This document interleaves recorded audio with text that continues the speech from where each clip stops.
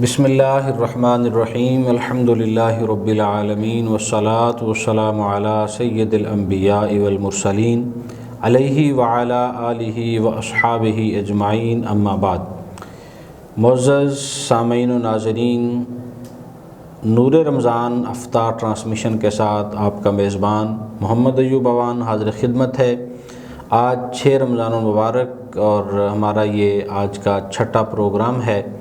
آج کے اس پروگرام کا عنوان جو ہم نے ترتیب دیا ہے وہ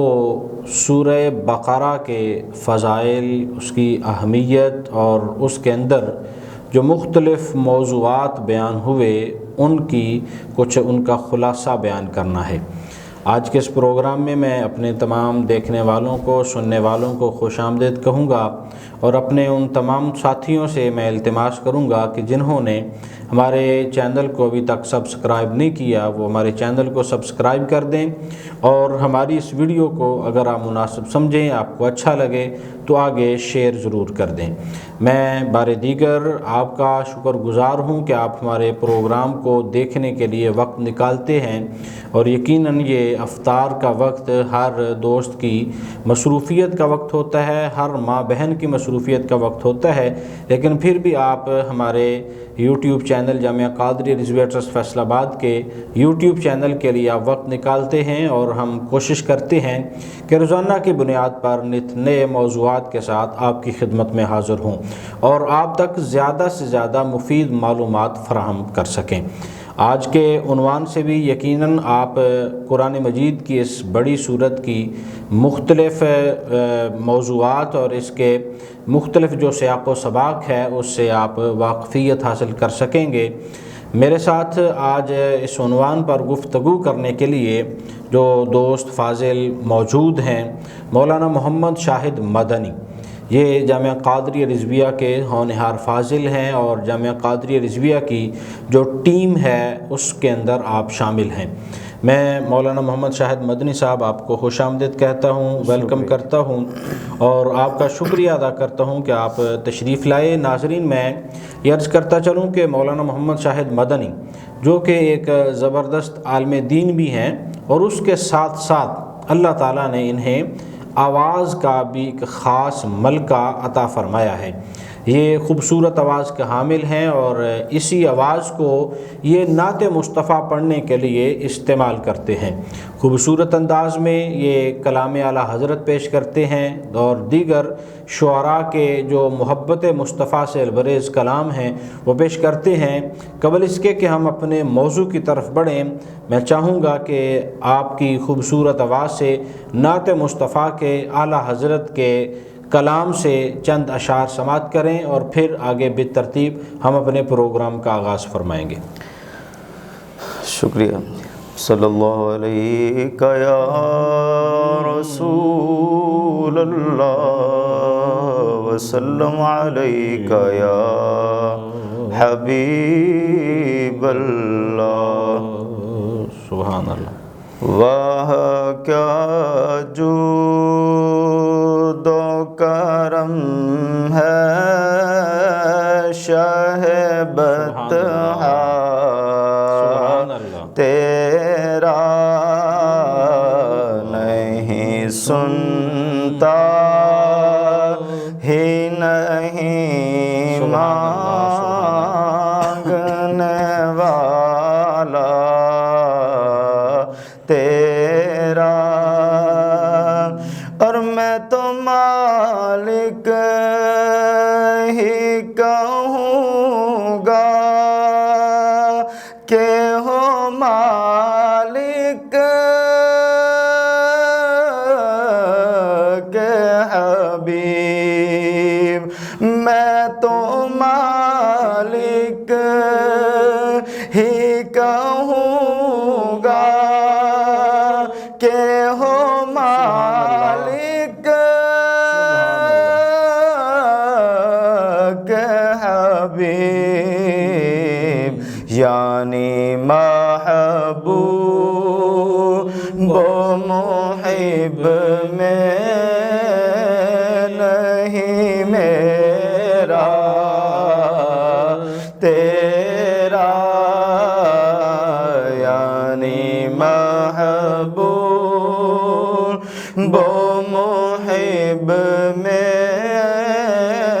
نہیں سبحان اللہ، میرا تیرا، اور تیرے ٹکڑوں پہ پلے غیر کی ٹھوکر پہ نہ ڈال، سبحان اللہ، آقا تیرے ٹکڑوں پہ پلے غیر کی ٹھوکر پہ نہ ڈال، جھڑکیاں کھائیں کہاں چھوڑ کے صدقہ تیرا، جھڑکیاں کھائیں کہاں چھوڑ کے صدقہ تیرا، واہ کیا جود و کرم ہے شہ بطحا تیرا، اور ایک میں کیا میرے سیاں کی حقیقت کتنی، سبحان اللہ، سبحان اللہ، ایک میں کیا میرے سیاں کی حقیقت کتنی، مجھ سے 100 لاکھ کو کافی ہے اشارہ تیرا، مجھ سے 100 لاکھ کو کافی ہے اشارہ تیرا، اور تیری سرکار میں لاتا ہے رضا اس کو شفیع، تیری سرکار میں لاتا ہے رضا اس کو شفیع، جو میرا غوث ہے اور لاڈلا بیٹا تیرا، واہ کیا جود و کرم ہے شاہ بطحا تیرا۔ ماشاءاللہ، انتہائی خوبصورت آواز کے ساتھ مولانا محمد شاہد مدنی اعلیٰ حضرت عظیم البرکت فاضل بریلوی کا خوبصورت لکھا ہوا کلام آپ احباب کی سماعتوں کی نظر کر رہے تھے۔ قبل اس کے کہ ہم اپنے موضوع کی طرف بڑھیں، یہاں پر ہم ایک چھوٹی سی بریک لیں گے اور بہت جلد آپ کی خدمت میں حاضر ہو کر سورہ بقرہ کے مختلف عنوانات پر گفتگو کرنے کی جسارت کریں گے۔ ہمارے ساتھ رہیے گا۔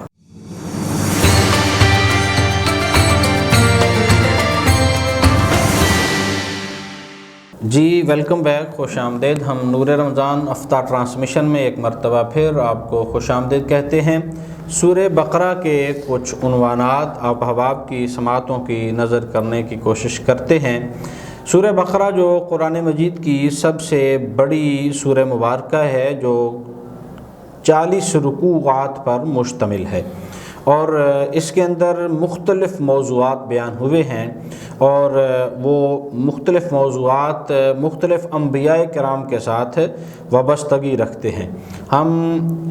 ان موضوعات پر کچھ گفتگو کرنے کی کوشش کریں گے۔ ابتدائی طور پر میں مولانا محمد شاہد مدنی صاحب کو گزارش کروں گا کہ سورہ بقرہ کا ابتدائی تعارف، اس کے نام کی وجہ تسمیہ اور اس کا مقام نزول، شان نزول، اس حوالہ سے اپنے گفتگو کا آغاز فرمائیں۔ بسم اللہ الرحمن الرحیم، والصلاۃ والسلام علیک یا سیدی یا رسول اللہ وعلی آلک و اصحابک یا سیدی یا حبیب اللہ۔ سورہ بقرہ شریف جو ہے یہ ایک بہت بڑا ذخیرہ ہے، اور اس میں مضامین اور اس کی شانیں جو ہے نا وہ فضائل بہت زیادہ ہیں۔ تفسیر خازن کے اندر جو ہے حضرت سیدنا عبداللہ بن عباس رضی اللہ تعالیٰ عنہ نے روایت کیا ہے کہ یہ مدینہ منورہ میں جب حضور تشریف لے گئے تو سب سے پہلے جس صورت کی آیات کریمہ نازل ہوئیں یہ سورہ بقرہ شریف کی آیات ہیں، اور یہ وقفے سے نازل ہوتی رہی، لیکن سب سے پہلے سورہ بقرہ شریف کی آیات جو ہیں وہ مدینہ منورہ میں ان کا نزول ہوا، اور اس کے 40 رکوع ہیں اور 286 اس کے اندر آیات کریمہ موجود ہیں، اور اس کے علاوہ 6121 اس کے اندر کلمات ہیں، اور 25,500 حروف جو ہے اس پر مشتمل یہ آیت کریمہ ہے، اور قرآن مجید کی سب سے طویل ترین سورت ہے، اور اس کا نامی اس میں گرامی جو ہے وہ بقرہ ہے۔ بقرہ کا مطلب ہوتا ہے گائے۔ اس کے یعنی پہلے سپارے کے 8ویں اور 9ویں رکوع کے اندر آیت نمبر 67 اور سے لے کر 73 تک اس میں بنی اسرائیل جو ہے وہ ان کی ایک گائے کا واقعہ جو ہے وہ موجود ہے، تو اس مناسبت سے اس کا نام جو ہے وہ رکھا گیا۔ اور ایک ہمارے بزرگ ہیں وہ بڑا دلچسپ یہاں پر واقعہ بیان کرتے ہیں، وہ کہتے ہیں کہ کسی جو ہے وہ انگریز نے آ کر سوال کیا کہ کہنے لگا کہ آپ کہتے ہیں ولا رتب ولا یابسن الا فی کتاب مبین، تو جو ہے وہ ہر خشک اور ہر طرح کا علم جو ہے قرآن مجید میں موجود ہے۔ ہمارا جو ہے وہ ریاضی کا ایک قاعدہ ہے کہ منفی کو منفی سے اگر ضرب دیتے ہیں تو وہ جواب مثبت میں آتا ہے، تو یہ قرآن مجید میں کہاں ہے یہ مجھے نکال کے بتائیں۔ تو وہ بزرگوں نے یہ آیات کریمہ پڑھی اور پھر فرمایا آپ کو پتہ ہے جو مردہ ہوتا ہے وہ منفی ہوتا ہے، اور بنی اسرائیل کا وہ شخص فوت ہو گیا،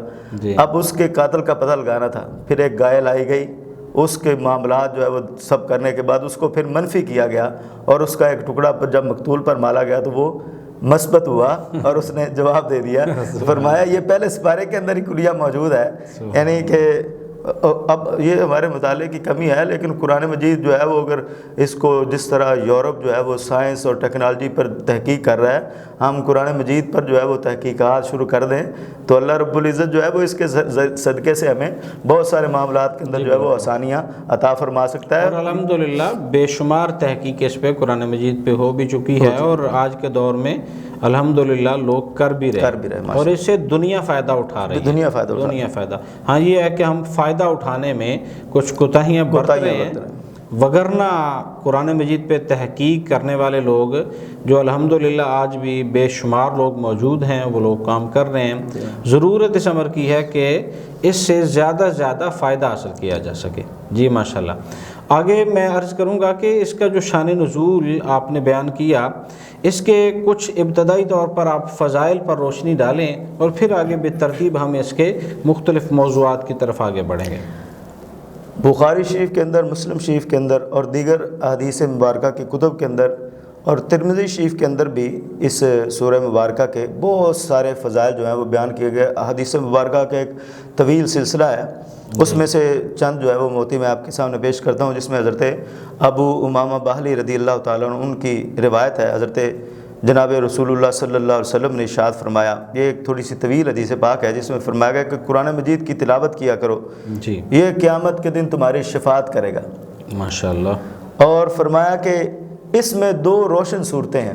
ایک سورہ بقرہ شریف اور دوسری سورہ آل عمران شریف۔ فرمایا ان کی تلاوت کیا کرو، اور فرمایا کل قیامت کے دن جب یہ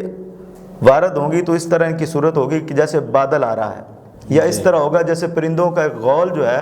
وہ باقاعدہ طور پر ایک چھت بنا کر جو ہے وہ لوگوں کے اوپر سے وارد ہو رہا ہے۔ 2-3 صورتیں حضور صلی اللہ علیہ وسلم نے فرمائی اور فرمایا جس نے سورہ بقرہ شریف کی تلاوت کی ہوگی، سورۃ آل عمران کی تلاوت کی ہوگی، یہ آ کر اس شخص کو آ کر ڈھانپ دے گی، اس پر سایہ کریں، سارا سایہ فگن ہو جائیں گی، اور پھر اس کی شفاعت جو ہے وہ اللہ رب العزت کی بارگاہ میں پیش کریں گی۔ اور پھر اسی حدیث پاک میں نبی کریم علیہ الصلوۃ والسلام نے سورہ بقرہ شریف کے پڑھنے کا حکم ارشاد فرمایا کہ اس کو پڑھا کرو، اس کی برکت بہت زیادہ ہے، اور فرمایا جس گھر کے اندر سورہ بقرہ شریف کی تلاوت کی جاتی ہے اس گھر میں شیطان کا اور جادو کا عمل دخل نہیں ہوتا وہاں، یعنی کیونکہ یہ صورت مبارکہ کا مقابلہ کرنے کی جادوگر کے اندر کوئی سکت موجود نہیں۔ اللہ اللہ سبحان۔ اچھا، اس میں یعنی کہ بہت ساری حدیث مبارکہ، اسی ہمارے آج کل جو ہے وہ جادو ٹونا اور اس طرح کے معاملات بہت زیادہ ہیں۔ بزرگ فرماتے ہیں سورہ بقرہ شریف کی روزانہ کم از کم 21 مرتبہ تلاوت کرنے سے اس گھر سے مستقل طور پر ساری زندگی کے لیے شیاطین اور جو ہے وہ جادو ٹونے کا جو ہے وہ خاتمہ ہو جاتا ہے۔ تو یہ ایک تحفہ بھی ہے لوگوں کے لیے کہ سورہ بقرہ شریف کی تلاوت کریں روزانہ صبح۔ اگر کسی جگہ پر ایسے ہے کہ وہ شخص ہے وہ پڑھنا چاہتا ہے تلفظات کا اور پڑھنے میں اس کو مشکلات درپیش ہیں، تو وہ آج کل نیٹ پر جو ہے وہ تلاوت مل جاتی ہے، تو کہتے ہیں اگر تلاوت بھی اس کی لگا کر کسی ٹیپ ریکارڈ، ہاں جی، موبائل پر سن لی جائے اور سارے لوگ سنیں اور پورے گھر کے اندر جو ہے نا وہ اس کا شور جانا چاہیے، آواز جانی چاہیے، تو وہ اس سے برکات جو ہے وہ نزول ہوتا ہے اور شیاطین جو ہیں وہ اس سے وہ دور بھاگ جاتے ہیں۔ اگلی حضرت سعد بن سعد رضی اللہ تعالیٰ عنہ کی روایت ہے کہ اس میں نبی پاک علیہ الصلوۃ والسلام نے ارشاد فرمایا جو دن میں شیاطین سے حفاظت چاہتا ہو وہ ایک دن تلاوت کرے دن کے اندر،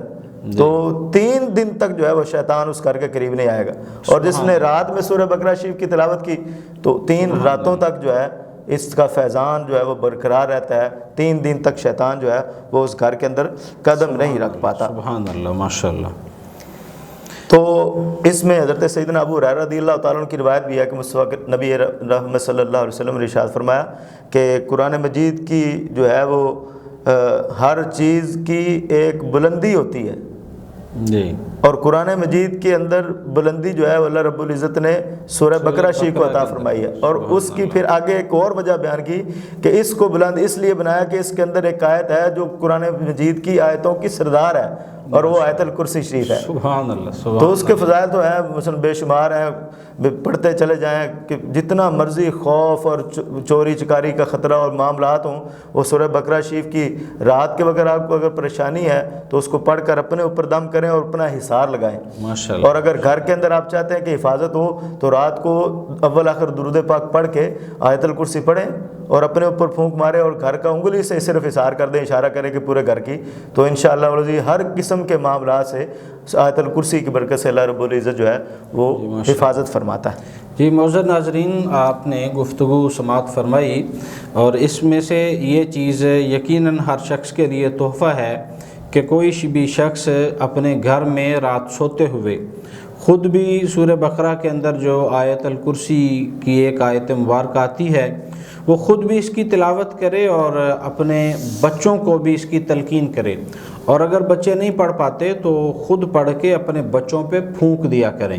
اور اس کے ساتھ ساتھ اپنے گھر کی در و دیوار پہ بھی پھونک دیا کریں، انگلی کے ساتھ آیت الکرسی پڑھ کے اپنے گھر کا حصار کر دیں، دائرہ لگا دیں۔ انگلی سے مراد کہ پورے گھر کے گرد گھومنا نہیں ہے بلکہ اشارتاً اپنے گھر کو آپ نے انگلی کا حصار دے دینا ہے۔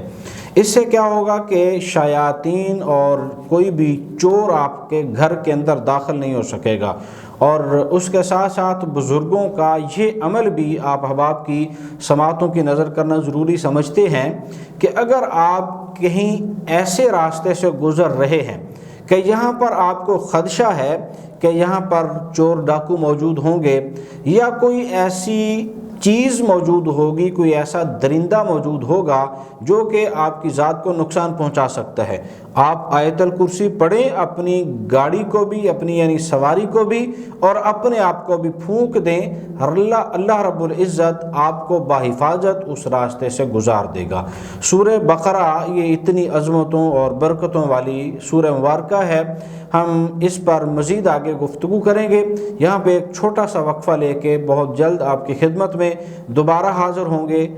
دیکھتے رہیے نور رمضان افطار ٹرانسمیشن جامعہ قادریہ رضویہ ٹرسٹ فیصل آباد کے یوٹیوب چینل سے ہمارے ساتھ رہیے۔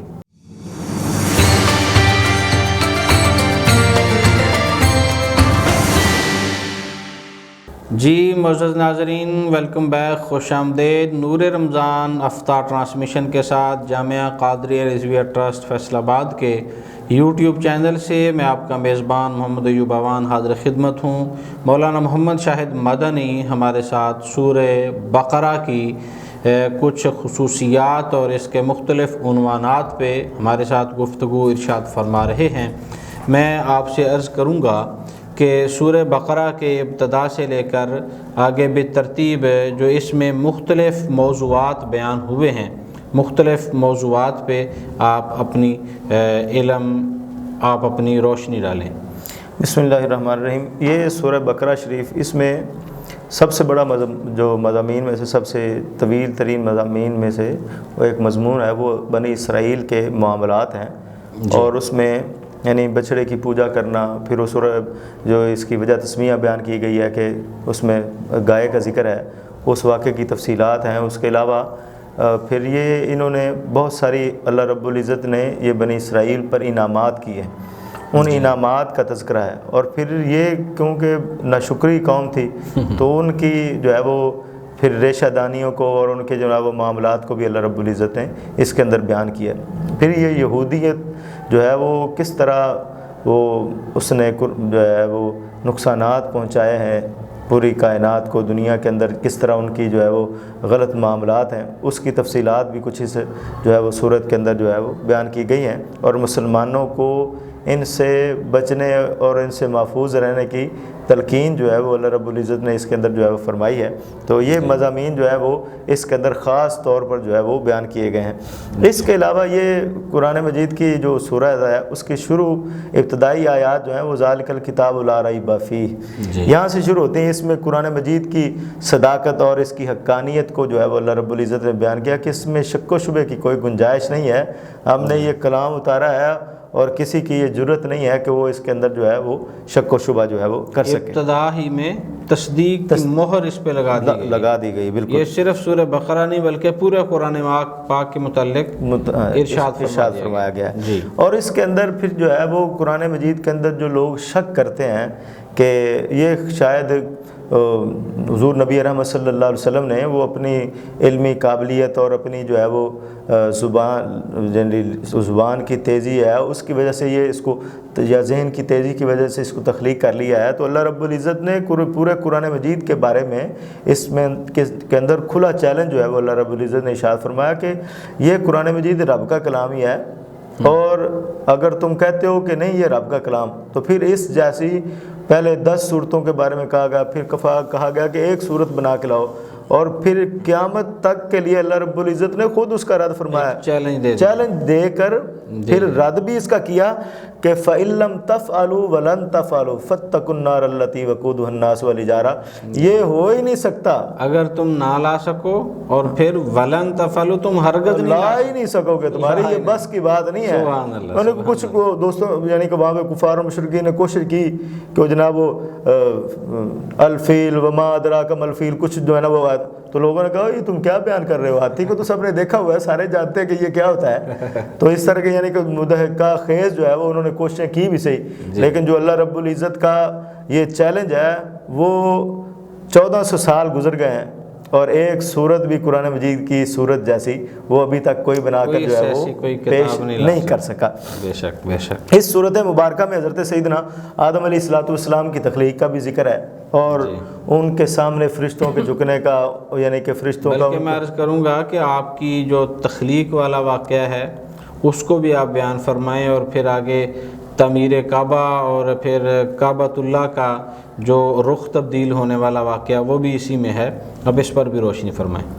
جی، یہ حضرت آدم علیہ السلام کو اللہ رب العزت نے تخلیق فرمایا تو وہ مٹی کا ایک پتلا جو ہے وہ یہیں پر تیار ہوا، پھر اللہ رب العزت نے وہاں پر اعلان فرمایا، اس کے اندر روح کو پھونکا اور فرشتوں کو حکم دیا کہ اس کو میں نے اپنا خلیفہ بنانا ہے،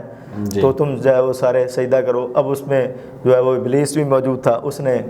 جو ہے وہ کہا میں تو آگ سے بنا ہوں اور آگ اوپر جاتی ہے، یہ مٹی سے بنا ہے، یہ مٹی نیچے کو جاتی ہے، میں بہتر ہوں، ہاں میں بہتر ہوں۔ خلقتنی من نار و خلقتہ من طین، وہ وہاں پر جو ہے وہ اللہ رب العزت تو اپنا حکم جو ہے وہ منوانا چاہتا تھا، بندوں کو اپنا فرما بردار بنانا چاہتا، فرشتوں نے سب نے سجدہ کیا، ابلیس اکڑ گیا۔ تو بات یہ نہیں تھی کہ آگے آدم کھڑا ہے اس کو قبلہ بنانا ہے یا نہیں بنانا، بات تو اس رب کے حکم کی ہے۔ جس جگہ پر رب کا حکم آ جاتا ہے بندے کو سر تسلیم جو ہے وہ خم کرنا چاہیے۔ اب یہ ہے کہ ہمیں وہ اکڑ کر چلنے کی جو ہے وہ زمین پر ممانعت ہے، ولا تمشی فی الارض مرحا، نہیں اکڑ کر چلنا۔ لیکن حرم کعبہ میں عمرہ کرنے کے لیے جاتے ہیں تو کہتے ہیں 3 چکر اکڑ کے لگانے ہیں، یہاں پر کہتے ہیں بدن پر کپڑا جو ہے وہ پورا ڈھک کے رکھو، وہاں پہ کہتے ہیں کپڑا اتار دو۔ سبحان اللہ سبحان اللہ۔ یعنی کہتے ہیں کہ یہاں دوڑنا شروع کر دو، یہاں پر چلنا شروع کر دو، یہاں پہ بیٹھ جاؤ، یہاں پہ سر کے بال منڈوا دو، یعنی 1000 معاملات ایسے نظر آئیں گے جو اپنی عقل میں نہیں آتے، لیکن وہ رب کا حکم ہے۔ تو اللہ رب العزت جو ہے اب دن کے اندر یہ روزے کے معاملات ہیں تو وہ ہم نے صرف دن کو بھوکا رہنا ہے، اور معاملات جو ہیں وہ صبح سے لے کر جہاں رب نے حکم دیا کہ یہاں سے روٹی چھوڑ دو اور یہاں سے دوبارہ جو ہے وہ کھانا شروع کر دو، سبحان اللہ، تو اس سے رب کو تو کوئی بھی مثلا کہ ہمارے نہ کھانے سے رب کو کیا فائدہ ہونا ہے؟ جی جی۔ لیکن اللہ رب العزت نے ایک نظام دے دیا، وہ ہمیں چیک کرنا چاہتا ہے، اور جس جگہ پر اللہ رب العزت چیک فرماتا ہے، یعنی کہ وہ کہتے ہیں یہ فرما برداری، تو اس کے پھر اللہ رب العزت بہترین ثمرات بندے کو جو ہے وہ عطا فرما دیتے، تو اس میں 1000 رب کی جو ہے وہ حکمتیں پوشیدہ ہوتی ہیں۔ حضرت سیدنا ابراہیم علیہ السلام نے خانہ کعبہ شریف جو ہے وہ تعمیر فرمایا جی، اور اس میں وہ کمال کی بات ہے کہ کوئی آج کل جو شعبے مثلا کہ بہت سارے ایسے ٹیکنیکل شعبے ہیں جو صرف جو ہے وہ ان پڑھ لوگوں نے سنبھال رکھے ہوئے، مثلا کہ آپ ہوٹلنگ کے شعبے میں چلے جائیں یا آپ چلے جائیں مثلا تعمیرات کے شعبے میں، تو مستری مزدور جو ہیں وہ سارے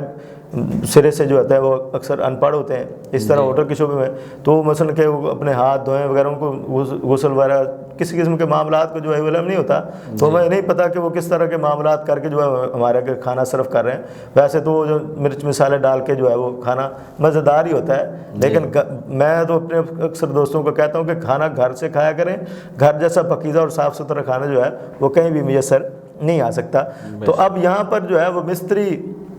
کا کام جو ہے وہ حضرت ابراہیم علیہ السلام اللہ رب العزت نے جن کو اپنا خلیل کا کے گھر کی تعمیر کر رہے ہیں، بہت بڑا اعزاز ہے۔ ہاں جی، تو اس کے لیے وہ خود رب کے خلیل ہیں، اور جو ایک مزدور کے طور پر پتھر پکڑانے والے وہ بھی اللہ کے نبی حضرت سیدنا اسماعیل علیہ السلام ہیں۔ سبحان اللہ۔ تو وہ ہمارے ایک بزرگ ہیں، وہ فرماتے ہیں کہ یہ تعمیر ہونے والی جو چیز تھی وہ بیت اللہ تھی جی، اور تعمیر کرنے والا مستری خلیل اللہ تھا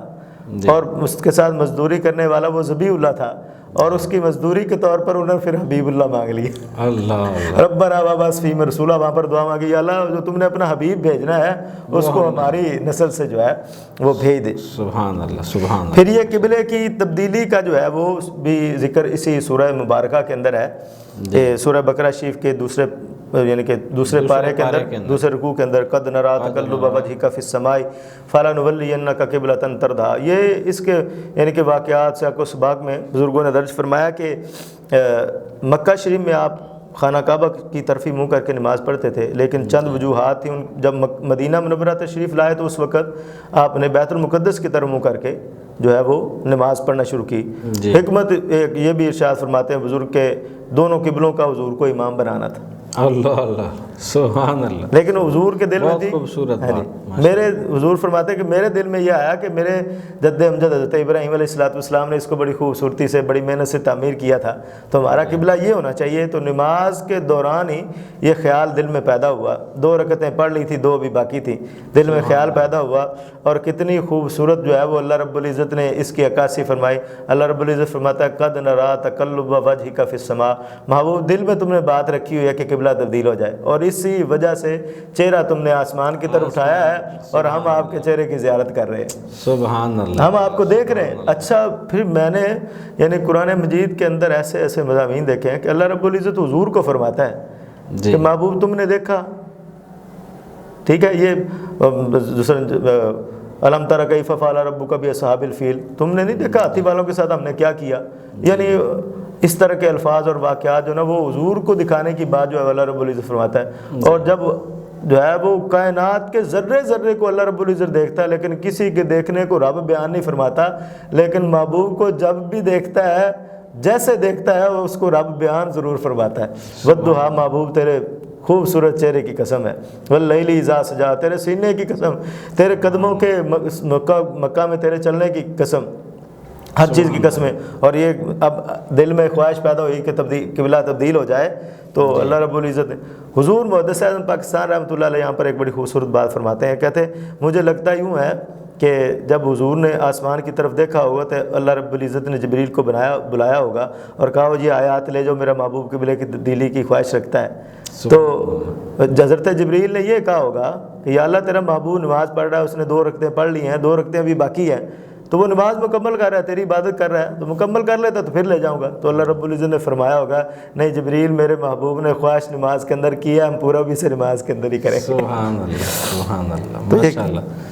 جی معزز ناظرین، یہاں پہ ہم ایک چھوٹا سا وقفہ لیں گے. سورہ بقرہ کے کچھ موضوعات، اس کے مضامین کا خلاصہ بیان کرنے کی کوشش کر رہے ہیں. ایک چھوٹی سی بریک کے بعد دوبارہ آپ کی خدمت میں حاضر ہوں گے، ہمارے ساتھ رہیے گا.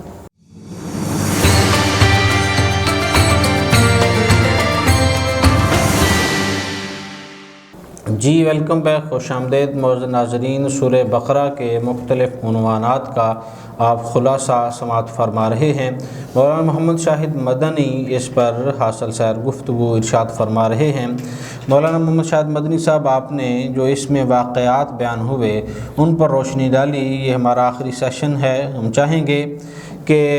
واقعات کے ساتھ ساتھ جو اس میں احکامات نازل ہوئے ہیں ان کا بھی کچھ خلاصہ ارشاد فرمائیں. بسم اللہ الرحمن الرحیم. یہ قرآن مجید کی سب سے بڑی صورت ہے، اور مکہ مکرمہ میں نبی کریم علیہ السلام جب موجود تھے تو اس وقت جو ہے وہ یعنی کہ آیات کے نزول کا جو ہے وہ طرز عمل اور تھا. اب کیونکہ اسلام جو ہے اس نے آہستہ آہستہ پھلنا پھولنا شروع کر دیا تھا، تو اس میں یعنی کہ عبادات کے جو ہے وہ احکامات بھی نازل ہو چکے تھے. معراج پر حضور تشریف لے گئے تو نماز کے بارے میں، اور اس کے علاوہ پھر جمعے کے احکامات ہیں. تو اس صورت کے اندر پھر تعمیری گفتگو جو ہے وہ اللہ رب العزت کی طرف سے آہستہ آہستہ نازل ہونا شروع ہوگی. اس میں نماز کے بارے میں اللہ رب العزت کے احکامات نازل ہوئے، زکوٰۃ کے بارے میں باقی مسئلہ. ویسے قرآن مجید کے اندر 750 سے زائد مرتبہ جو ہے وہ نماز کا تذکرہ کیا گیا ہے. اور یہ اس لیے کیا گیا کہ نماز کی اہمیت جو ہے وہ اللہ رب العزت کی بارگاہ میں بہت زیادہ ہے. بزرگ فرماتے ہیں کہ ایک سانس اندر جاتی ہے، ایک دوسری باہر آتی ہے. اندر والی سانس اندر نہ جائے اور اندر سے پھر باہر سانس نہ آئے تو بندے کی جو ہے وہ موت واقع ہو سکتی ہے. تو ہر سانس پر 2 مرتبہ جو ہے وہ شکر جو ہے وہ بندے کو رب کا کرنا لازم آتا ہے. لیکن جو بندہ نماز پڑھ لیتا ہے اللہ رب العزت اس کو شکر گزار بندوں کے اندر شامل فرما لیتا ہے. پھر زکوٰۃ کے بارے میں ہے، یہ ایک نظام ہے کہ جو ہے وہ غرباء اور مساکین جو ہے وہ ان کو خیال کیا جائے. اس لیے زکوٰۃ کا نظام جو ہے وہ اسی صورت مبارکہ کے اندر اس کے احکامات کمزور لوگوں کو جو ہے وہ ان کی مدد کی جائے،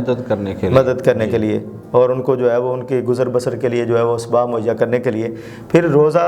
رمضان المبارک کی بابرکت گھڑیاں ہیں، اس کے احکامات بھی اللہ رب العزت نے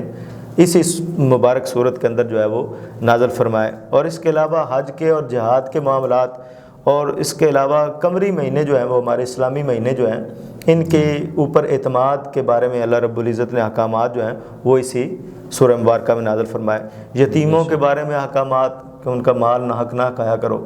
یہ تمہارے لیے ہاں جی اسی صورت میں ہے. نکاح کے اور طلاق کے مسائل بہت زیادہ جو ہیں وہ اس صورت مبارکہ کے اندر جو ہے وہ کیے گئے. بلکہ چاہیے کہ نکاح طلاق کے جو مسائل اس میں بیان ہوئے ہیں وہ احباب اس کی خود ریڈنگ کریں اور خود ان کو تفسیر کی کتب لے کے پڑھیں اور خود سمجھنے کی کوشش کریں. چونکہ نکاح طلاق کے بہت سارے ایسے مسائل ہیں کہ جس سے ہم واقف نہیں ہوتے اور اس کے عوض ہم بہت چھوٹی چھوٹی لیکن در حقیقت بڑی بڑی غلطیاں کر جاتے ہیں. اس کے علاوہ رضاعت کے معاملات ہیں، جو بچہ مثلا کسی اور خاتون کے پاس جا کر پرورش پاتا ہے، جیسے حضور نبی رحمت صلی اللہ علیہ وسلم کی جو ہے وہ پرورش 2 سال تک حضرت سیدہ دائی حلیمہ رضی اللہ تعالیٰ کے پاس ہوئی. اس کے رضاعت کے معاملات ہیں، پھر کہ وہ اس کے ساتھ کیسا برتاؤ ہوگا اور اس کے جو بچے ہیں ان کے ساتھ تعلقات کیسے ہیں. اسی طرح عدت کے.